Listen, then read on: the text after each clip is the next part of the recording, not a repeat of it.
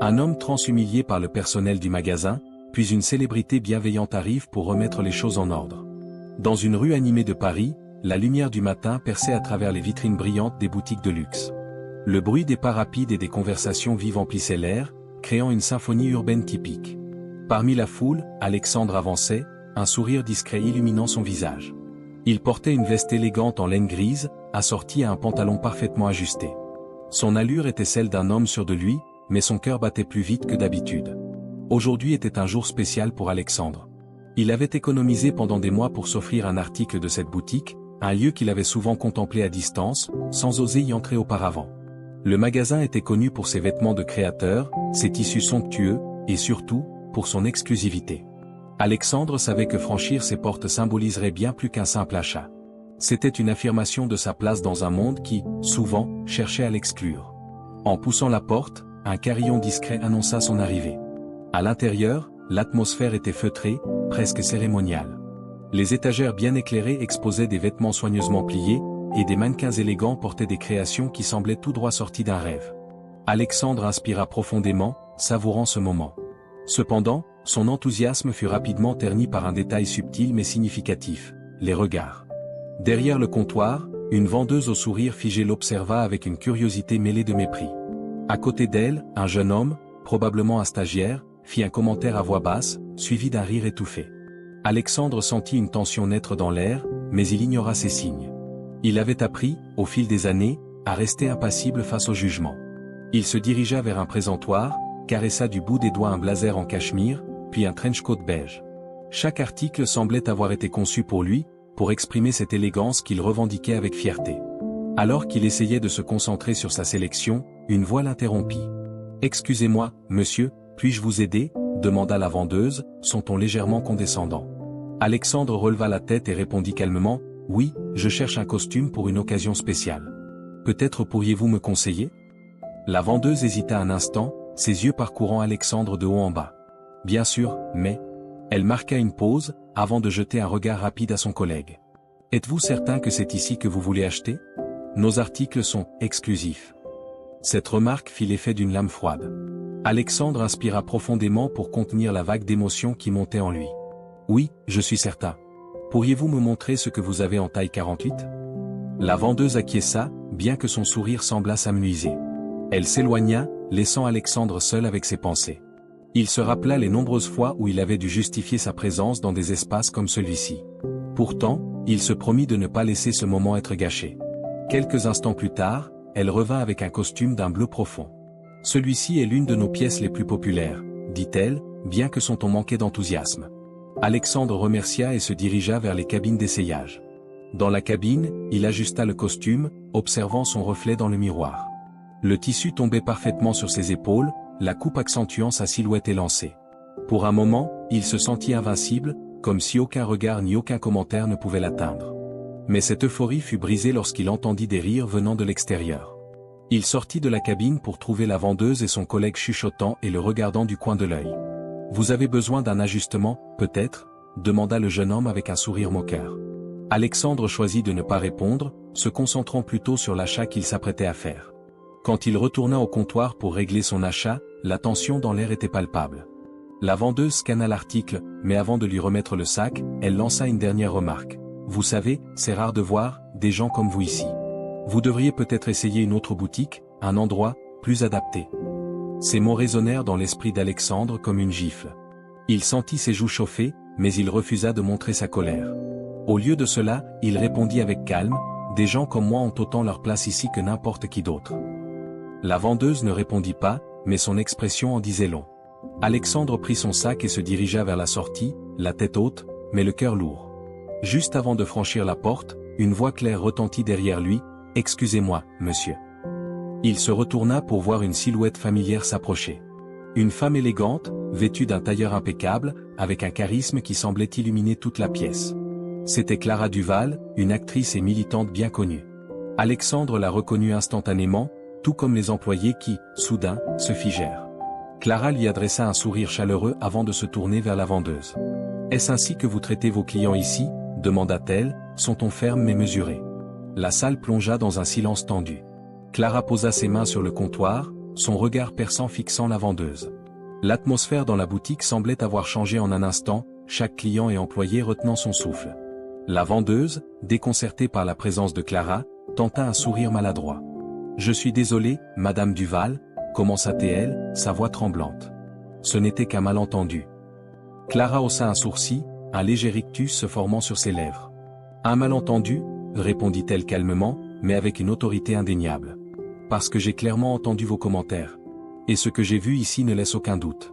Ce n'est pas ainsi que l'on traite les gens, peu importe qui ils sont. » Alexandre, toujours près de la porte, observa la scène avec un mélange d'admiration et de stupéfaction. Il n'aurait jamais imaginé qu'une figure publique comme Clara Duval interviendrait dans une situation comme celle-ci. Mais, malgré lui, il ressentit une chaleur réconfortante monter en lui. Pour une fois, quelqu'un parlait en son nom. La vendeuse tenta de se justifier, cherchant les mots qui pourraient apaiser Clara. « Ce n'était pas intentionnel, je vous assure. Nous accueillons tout le monde ici. » Clara secoua la tête, son ton devenant plus direct. « Si cela est vrai, pourquoi ce client a-t-il été humilié ? Pourquoi se sent-il obligé de défendre sa présence ici alors qu'il n'a fait que venir acheter un costume ? C'est inacceptable. » À ce moment-là, le responsable de la boutique, attiré par l'agitation, fit son apparition. Il s'agissait d'un homme d'âge moyen, vêtu d'un costume impeccable, avec une expression inquiète.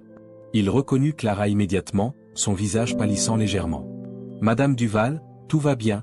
demanda-t-il, ignorant visiblement Alexandre et se concentrant uniquement sur la célébrité. Clara le fixa un instant avant de pointer Alexandre. « Je ne suis pas celle qui mérite votre attention ici. Ce monsieur est votre client, et il mérite des excuses immédiates. » Le responsable tourna enfin son regard vers Alexandre, semblant le remarquer pour la première fois. Il hésita, puis fit un signe de tête maladroit. « Je suis désolé si vous avez ressenti un quelconque inconfort, monsieur. » Alexandre croisa les bras, ses yeux reflétant une colère contenue. « Ce n'est pas une question d'inconfort. C'est une question de respect. Je suis venu ici pour faire un achat, comme n'importe quel client, et j'ai été traité comme si je n'appartenais pas à cet endroit. » Clara intervint de nouveau. « Et ce genre de comportement n'est pas seulement une erreur. C'est un problème systémique. Combien de clients avez-vous perdu parce qu'ils se sentaient jugés ou rejetés ? Vous devriez réfléchir sérieusement à vos pratiques. » Les autres clients, qui avaient observé la scène en silence, commencèrent à murmurer entre eux. Certains hochaient la tête en signe d'approbation, tandis que d'autres semblaient mal à l'aise. Mais l'impact des mots de Clara était indéniable. Le responsable, visiblement désarmé, se tourna vers la vendeuse et son collègue. « Vous deux, dans mon bureau. » Immédiatement. La vendeuse balbutia quelque chose, mais le responsable lui coupa la parole d'un geste ferme. Tandis qu'il disparaissait dans l'arrière-boutique, le responsable tenta de reprendre la situation en main. « Monsieur, nous sommes profondément désolés pour cette expérience, » dit-il à Alexandre, son ton désormais empreint de sincérité. « Je vous assure que ce genre de comportement ne reflète pas nos valeurs, et nous prendrons des mesures pour nous assurer que cela ne se reproduise plus. » Alexandre resta silencieux un instant, évaluant la situation. Il n'était pas du genre à chercher la vengeance ou à prolonger inutilement les conflits, mais il savait que cette opportunité de faire entendre sa voix ne devait pas être gaspillée. « Ce que je veux, » dit-il finalement, « ce n'est pas seulement une excuse. Je veux que vous réfléchissiez à la manière dont vous traitez vos clients, à ce que cela signifie pour eux de venir ici et de se sentir acceptés. » Clara hocha la tête, ajoutant avec douceur, « Et vous devriez envisager de former votre personnel à être plus inclusif. Ce n'est pas seulement une question de politesse, mais une question d'humanité. » Le responsable acquiesça, son expression sérieuse. « Vous avez tout à fait raison, et je vais m'assurer que cela soit traité immédiatement. » Clara se tourna alors vers Alexandre, un sourire chaleureux sur son visage. « Vous avez montré beaucoup de courage aujourd'hui. Ce n'est pas toujours facile de se tenir debout face à ce genre d'injustice. » Alexandre sentit ses joues chauffer légèrement, mais il répondit avec un sourire timide. « Merci. Je n'aurais jamais imaginé que quelqu'un comme vous interviendrait pour moi. » Clara posa une main rassurante sur son épaule. « Vous méritez autant de respect que n'importe qui d'autre. Ne l'oubliez jamais. » Le silence retomba dans la boutique alors que les regards se tournaient vers Alexandre et Clara. C'était un moment de triomphe silencieux, mais aussi une leçon pour tous ceux qui avaient été témoins de cette scène. Clara posa ses mains sur le comptoir, son regard perçant fixant la vendeuse. L'atmosphère dans la boutique semblait avoir changé en un instant, chaque client et employé retenant son souffle. La vendeuse, déconcertée par la présence de Clara, tenta un sourire maladroit. « Je suis désolé, Madame Duval » commença-t-elle, sa voix tremblante. Ce n'était qu'un malentendu. Clara haussa un sourcil, un léger rictus se formant sur ses lèvres. Un malentendu, répondit-elle calmement, mais avec une autorité indéniable. Parce que j'ai clairement entendu vos commentaires. Et ce que j'ai vu ici ne laisse aucun doute. Ce n'est pas ainsi que l'on traite les gens, peu importe qui ils sont. Alexandre, toujours près de la porte, observa la scène avec un mélange d'admiration et de stupéfaction. Il n'aurait jamais imaginé qu'une figure publique comme Clara Duval interviendrait dans une situation comme celle-ci. Mais, malgré lui, il ressentit une chaleur réconfortante monter en lui. Pour une fois, quelqu'un parlait en son nom. La vendeuse tenta de se justifier, cherchant les mots qui pourraient apaiser Clara. Ce n'était pas intentionnel, je vous assure. Nous accueillons tout le monde ici. Clara secoua la tête, son ton devenant plus direct. Si cela est vrai, pourquoi ce client a-t-il été humilié? Pourquoi se sent-il obligé de défendre sa présence ici alors qu'il n'a fait que venir acheter un costume? C'est inacceptable. À ce moment-là, le responsable de la boutique, attiré par l'agitation, fit son apparition. Il s'agissait d'un homme d'âge moyen, vêtu d'un costume impeccable, avec une expression inquiète. Il reconnut Clara immédiatement, son visage pâlissant légèrement. « Madame Duval, tout va bien ?» demanda-t-il, ignorant visiblement Alexandre et se concentrant uniquement sur la célébrité. Clara le fixa un instant avant de pointer Alexandre. « Je ne suis pas celle qui mérite votre attention ici. Ce monsieur est votre client, et il mérite des excuses immédiates. » Le responsable tourna enfin son regard vers Alexandre, semblant le remarquer pour la première fois. Il hésita, puis fit un signe de tête maladroit. « Je suis désolé si vous avez ressenti un quelconque inconfort, monsieur. » Alexandre croisa les bras, ses yeux reflétant une colère contenue. « Ce n'est pas une question d'inconfort. C'est une question de respect. Je suis venu ici pour faire un achat, comme n'importe quel client, et j'ai été traité comme si je n'appartenais pas à cet endroit. » Clara intervint de nouveau. « Et ce genre de comportement n'est pas seulement une erreur. C'est un problème systémique. Combien de clients avez-vous perdu parce qu'ils se sentaient jugés ou rejetés? Vous devriez réfléchir sérieusement à vos pratiques. » Les autres clients, qui avaient observé la scène en silence, commencèrent à murmurer entre eux. Certains hochaient la tête en signe d'approbation, tandis que d'autres semblaient mal à l'aise. Mais l'impact des mots de Clara était indéniable. Le responsable, visiblement désarmé, se tourna vers la vendeuse et son collègue. « Vous deux, dans mon bureau. » Immédiatement. La vendeuse balbutia quelque chose, mais le responsable lui coupa la parole d'un geste ferme.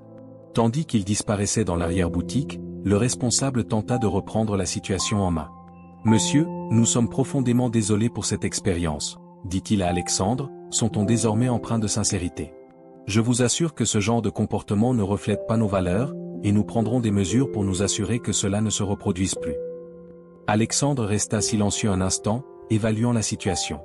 Il n'était pas du genre à chercher la vengeance ou à prolonger inutilement les conflits, mais il savait que cette opportunité de faire entendre sa voix ne devait pas être gaspillée. « Ce que je veux, dit-il finalement, ce n'est pas seulement une excuse.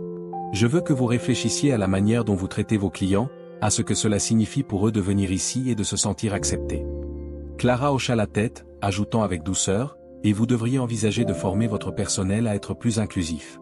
Ce n'est pas seulement une question de politesse, mais une question d'humanité. » Le responsable acquiesça, son expression sérieuse. « Vous avez tout à fait raison, et je vais m'assurer que cela soit traité immédiatement. » Clara se tourna alors vers Alexandre, un sourire chaleureux sur son visage. « Vous avez montré beaucoup de courage aujourd'hui.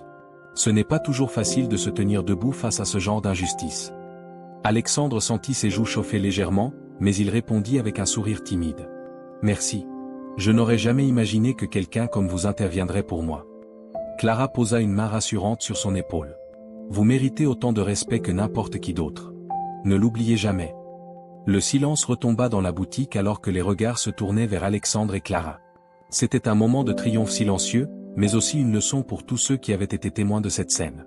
Les heures qui suivirent furent étranges pour Alexandre. Alors qu'il quittait la boutique, le sac contenant le costume dans une main et son téléphone dans l'autre, il se surprit à réfléchir à tout ce qui venait de se passer. La présence de Clara Duval, son intervention, les mots qu'elle avait prononcés avec une autorité naturelle. Cela semblait presque irréel. Il inspira profondément en marchant le long des rues parisiennes, tentant de calmer les pensées qui tourbillonnaient dans son esprit. Les rues, comme toujours, étaient animées. Les Parisiens allaient et venaient, certains se dépêchant pour rentrer chez eux, d'autres s'arrêtant pour profiter d'un café en terrasse. Mais pour Alexandre, le monde semblait légèrement différent ce jour-là, comme si une fenêtre s'était ouverte, révélant une réalité qu'il connaissait déjà mais qu'il n'avait jamais vue si clairement. Il s'arrêta devant une vitrine, non pas pour admirer son reflet, mais pour se poser, pour réfléchir. Dans le verre, il pouvait voir son visage, un mélange de fatigue, de fierté et d'une tristesse indéfinissable. Cette expérience dans la boutique n'était pas la première fois qu'il avait été jugé ou rejeté. Mais cette fois, les choses avaient été différentes. Cette fois, quelqu'un avait pris sa défense. Il se souvint des mots de Clara, « Vous méritez autant de respect que n'importe qui d'autre ». Ces mots tournaient en boucle dans sa tête, résonnant comme un mantra. Mais une partie de lui se demandait pourquoi il avait besoin d'entendre cela de quelqu'un d'autre. Pourquoi le monde ne comprenait-il pas déjà cela? Le lendemain matin, alors qu'Alexandre s'installait dans son petit appartement, il reçut une notification sur son téléphone. Son nom était mentionné dans un post sur les réseaux sociaux. Curieux, il cliqua dessus et découvrit une publication de Clara Duval. « Hier, j'ai été témoin d'une situation qui m'a profondément choqué », écrivait-elle. Dans un monde qui prétend prôner l'inclusion et l'égalité, il est inacceptable que des personnes soient encore jugées sur leur apparence ou leur identité. Mais hier, j'ai aussi vu du courage. J'ai vu un homme tenir tête à l'intolérance avec dignité et force. Alexandre, vous êtes une source d'inspiration. La publication était accompagnée d'une photo prise dans la boutique, un moment capturé où Clara semblait défendre Alexandre face à la vendeuse. La publication avait déjà des milliers de commentaires et de partages. Les gens exprimaient leur soutien, partageaient leurs propres expériences et appelaient à des changements dans les pratiques commerciales et sociales.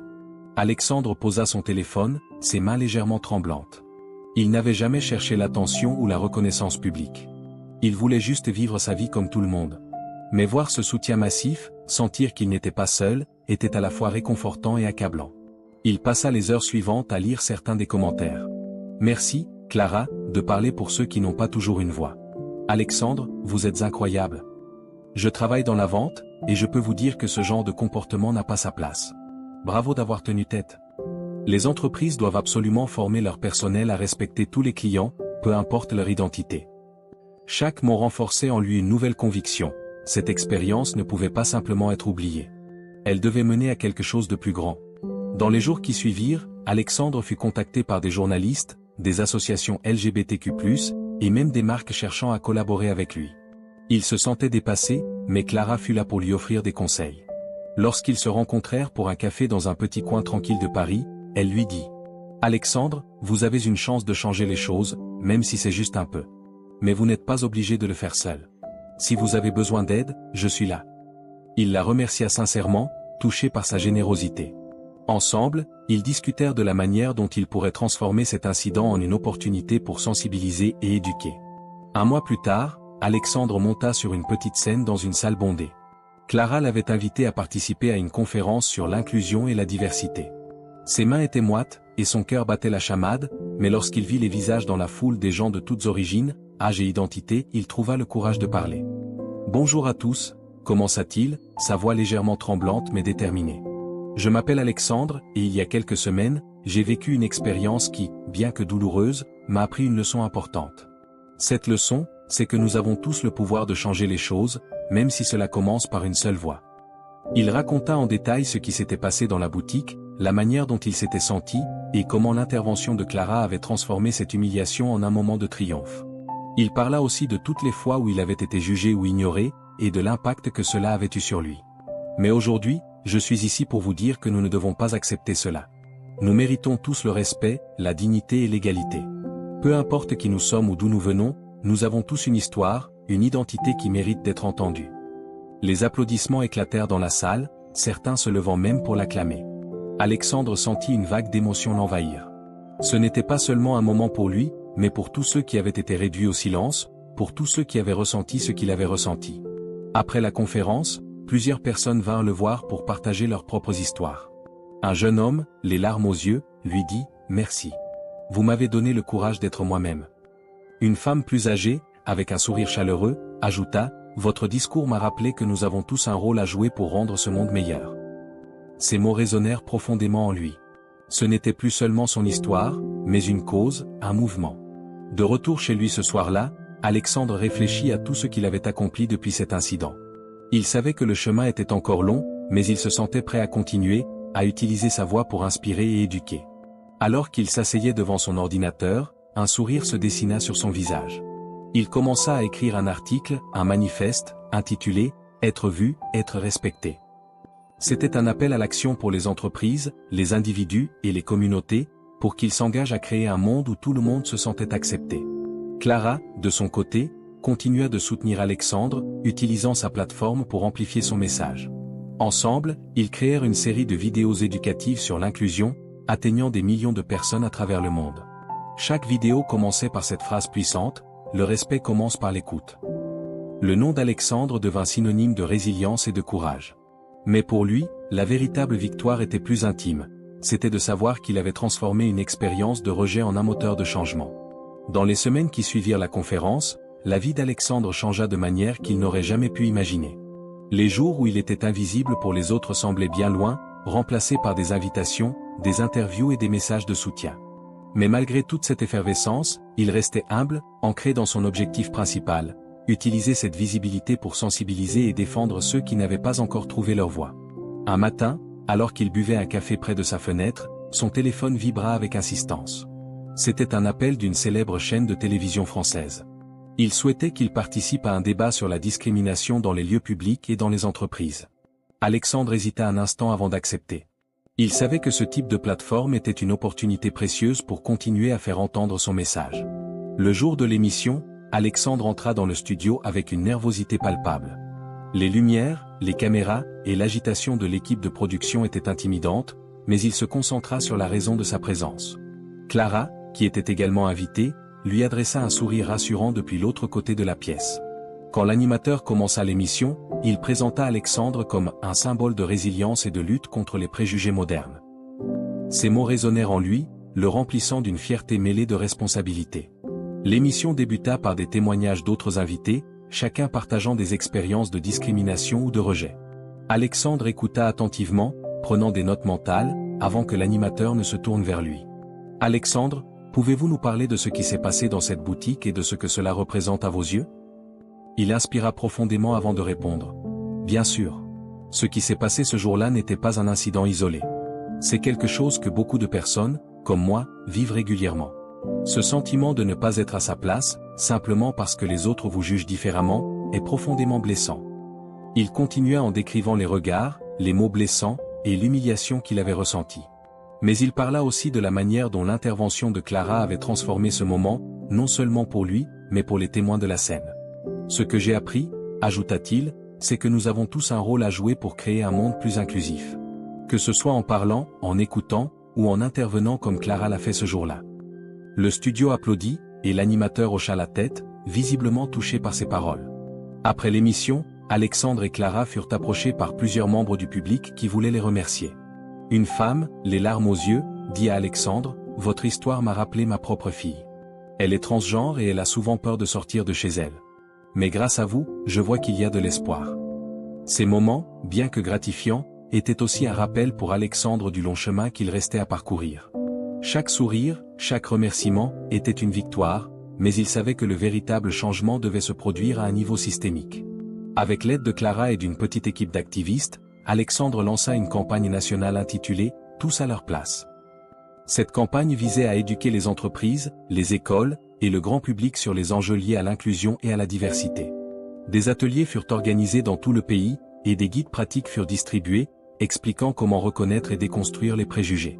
Alexandre passa des journées entières à voyager, à parler à des groupes d'employés, de dirigeants, et même d'étudiants. À chaque fois, il racontait son histoire, mais il écoutait aussi celle des autres. Ses récits, parfois déchirants, renforçaient sa détermination. Un jour, lors d'un atelier dans une petite ville du sud de la France, un jeune homme du nom de Julien prit la parole. « J'ai grandi dans une famille où être différent n'était pas accepté », avoua-t-il, les yeux baissés. « J'ai toujours eu peur d'être moi-même, mais en vous écoutant, je me rends compte que je ne suis pas seul.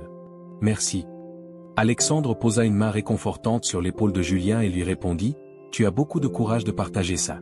Souviens-toi que tu as le droit d'être toi-même, et que tu mérites tout autant de respect que n'importe qui. » Les mois passèrent, et la campagne, tous à leur place, gagna en popularité. Les entreprises commençaient à adopter des politiques plus inclusives, et les témoignages de personnes ayant bénéficié des initiatives d'Alexandre affluaient. Mais malgré ces progrès, Alexandre savait que chaque jour apportait de nouveaux défis. Un soir, alors qu'il faisait défiler les réseaux sociaux, il tomba sur un commentaire qui le bouleversa. « Pourquoi un homme comme lui reçoit-il autant d'attention ? Ce n'est qu'un caprice de la société moderne. » Ces mots, bien qu'isolés parmi des centaines de messages positifs, lui firent mal. Pendant un moment, il se sentit abattu, se demandant si ses efforts étaient vraiment utiles. Mais alors qu'il allait fermer son téléphone, un autre message attira son attention. « Alexandre, je voulais juste vous dire que grâce à vous, j'ai eu le courage de parler à ma famille. Merci pour tout ce que vous faites. » Ces mots furent un rappel pour lui. Même si tout le monde ne comprenait pas ou n'approuvait pas son combat, chaque personne touchée était une victoire en soi.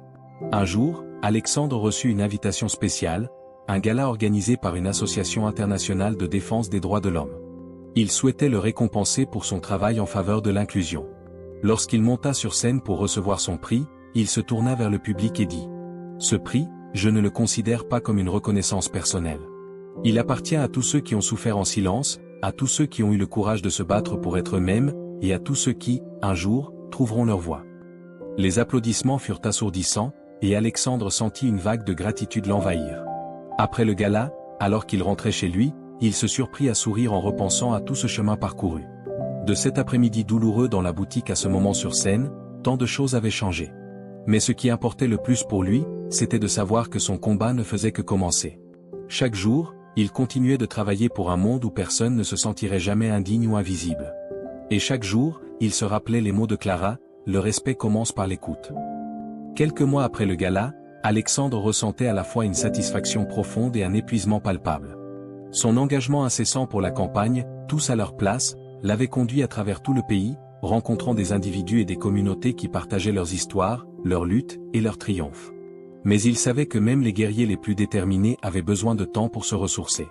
Un après-midi, il décida de faire une pause et de revisiter un lieu cher à son cœur, un parc tranquille à la périphérie de Paris où il aimait se promener et réfléchir.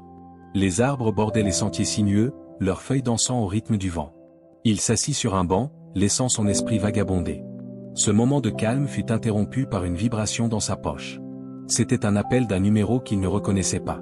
Hésitant un instant, il décrocha. « Bonjour, Alexandre ?» La voix au bout du fil était douce mais professionnelle. « Je m'appelle Nathalie Durand, et je suis productrice pour une série documentaire sur les leaders du changement. Nous avons entendu parler de votre travail, et nous aimerions vous consacrer un épisode. » Alexandre resta sans voix un moment. Il n'avait jamais cherché la célébrité, et l'idée d'être au centre d'un documentaire le mettait légèrement mal à l'aise. Mais Nathalie poursuivit, « Ce que vous faites est important, et votre histoire pourrait inspirer beaucoup de gens. » Après quelques échanges, Alexandre accepta. Il réalisa que ce projet pourrait être une opportunité non seulement pour partager son parcours, mais aussi pour amplifier les voix de tant d'autres personnes qui avaient contribué au mouvement. Le tournage commença quelques semaines plus tard. L'équipe suivit Alexandre dans sa vie quotidienne, capturant les moments intimes et publics de son travail. Ils le filmèrent lors de conférences, dans des ateliers, et même dans des conversations informelles avec des amis et des collègues. Mais ils insistèrent aussi pour inclure une scène clé, un retour dans la boutique où tout avait commencé. Alexandre hésita. L'idée de revisiter cet endroit raviva des souvenirs douloureux. Mais il comprit l'importance symbolique de ce geste. Alors, un matin ensoleillé, il se dirigea vers la boutique, accompagné de l'équipe de tournage. En entrant, il sentit une vague d'émotions contradictoires, de la nervosité, de la détermination, et une pointe de triomphe. La boutique avait changé. Les murs, autrefois ornés de couleurs neutres et impersonnelles, étaient désormais décorés de photos et de citations promouvant l'inclusivité. Une pancarte près de l'entrée disait « Ici, tout le monde est à sa place ». Le responsable de la boutique, qui l'avait reconnu immédiatement, s'approcha avec un sourire sincère. « Alexandre, je suis tellement content de vous revoir. Depuis votre dernière visite, nous avons travaillé dur pour changer les choses ici. Je voulais vous remercier d'avoir été le catalyseur de ce changement. » Alexandre hocha la tête, touché par ces mots. « Merci pour vos efforts. C'est inspirant de voir que des expériences négatives peuvent mener à un véritable progrès. » Le documentaire fut diffusé quelques mois plus tard sur une chaîne nationale. L'épisode consacré à Alexandre reçut une réaction incroyable, attirant des millions de téléspectateurs et déclenchant une vague de discussions sur les réseaux sociaux. Des hashtags comme #tous à leur place et #inclusion pour tout devinrent rapidement viraux. Dans l'épisode, les spectateurs virent non seulement le parcours d'Alexandre, mais aussi les témoignages des personnes qui l'avaient touché. Julien, le jeune homme rencontré lors de l'atelier, raconta comment il avait trouvé le courage de faire son coming out auprès de sa famille. Une employée de la boutique témoigna également, expliquant comment la formation reçue grâce à la campagne avait changé sa perception et son comportement. Mais la scène la plus marquante fut celle où Clara Duval apparut, racontant pourquoi elle avait décidé d'intervenir ce jour-là. « Je savais que si je ne faisais rien, je regretterais ce moment toute ma vie. » Alexandre m'a rappelé que le courage n'est pas toujours bruyant. Parfois, c'est simplement de rester fidèle à soi-même face à l'adversité. Le succès du documentaire ouvrit encore plus de portes pour Alexandre. Il fut invité à participer à des forums internationaux, où il partagea la scène avec des leaders du changement venus du monde entier. À chaque événement, il se rappelait pourquoi il faisait cela, pour tous ceux qui avaient été réduits au silence, pour tous ceux qui avaient été marginalisés, et pour tous ceux qui avaient besoin d'entendre qu'ils avaient leur place. Un soir, après une longue journée, Alexandre reçut un email qui attira son attention. Il venait d'un jeune homme nommé Samir, vivant dans une petite ville où l'acceptation des identités LGBTQ+ était quasi inexistante. « Alexandre, écrivait Samir, je voulais juste vous dire merci. Votre histoire m'a donné la force de croire en moi. Un jour, j'espère pouvoir faire pour quelqu'un d'autre ce que vous avez fait pour moi. » Alexandre lut et relut ces mots, une larme coulant sur sa joue. Il réalisa que, même s'il ne pouvait pas changer le monde en un jour, chaque action comptait. Chaque histoire comme celle de Samir était une preuve que le changement, aussi lent soit-il, était possible. Le temps passa, et bien que le rythme de la campagne ralentit légèrement, Alexandre continua son travail avec passion. Il écrivit un livre, partageant ses réflexions et ses expériences, et utilisa les revenus pour financer des initiatives d'inclusion dans les petites communautés. Clara, qui était devenue une amie proche, resta à ses côtés, collaborant avec lui sur plusieurs projets. Lors d'un dîner, elle lui dit « Tu as fait tellement de chemin depuis ce jour dans la boutique. Je suis fier de toi, Alexandre. » Il lui répondit avec un sourire reconnaissant « Je n'aurais pas pu le faire sans ton soutien. Tu as été la première à montrer qu'il est possible de faire une différence. » Alors que la nuit tombait sur Paris, Alexandre s'assit sur le balcon de son appartement, contemplant les lumières scintillantes de la ville. Il repensa à tout ce qu'il avait traversé, à chaque obstacle surmonté, et à chaque victoire, petite ou grande. Il savait que le chemin serait encore long, que le monde n'était pas encore parfait. Mais il se rappela une chose essentielle, il n'était pas seul. Chaque voix comptait, chaque action comptait, et ensemble, ils pouvaient construire un avenir où tout le monde, sans exception, se sentirait à sa place.